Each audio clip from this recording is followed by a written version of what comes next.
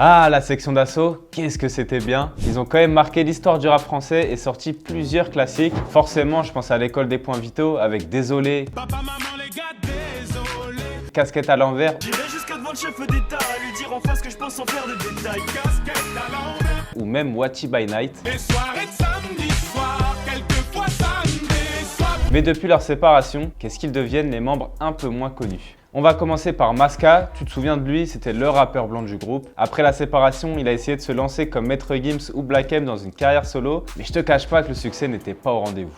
Aujourd'hui, il continue de faire de la musique, mais moins fréquemment quand même. Son dernier son date de 2024, il paraît qu'il serait encore signé dans le label Loyauté, Amour et Bif, mais le plus intéressant, c'est que cette même année, il a ouvert un resto de poulet frit. Son objectif clairement est de redorer l'image du poulet frit, c'est ce qu'il a dit.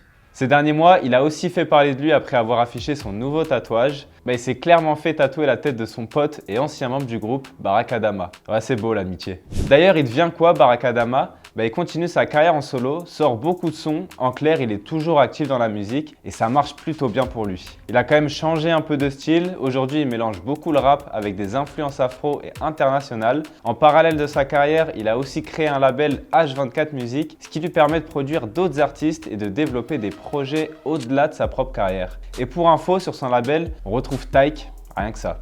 On va finir cet épisode avec JRO Chrome, c'est pas le plus connu du groupe, mais il a quand même participé au succès. L'un de ses passages marquants, c'est celui-ci dans Avant qu'elle parte. Auto joue pas l'enfant de la base, si t'en as une, fais-lui plaisir, dis-lui que tu l'aimes avant qu'elle parte. Bon, lui aussi n'a pas réussi à rebondir comme certains avec une carrière solo, mais il continue quand même à faire des sons.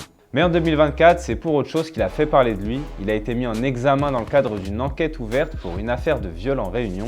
Affaire à suivre. Bon, on arrive à la fin de l'épisode. La section d'assaut aura quand même marqué l'histoire du rap français en tant que groupe, même si on l'a vu qu'après ça aurait été plus compliqué pour certains de continuer à vivre de la musique.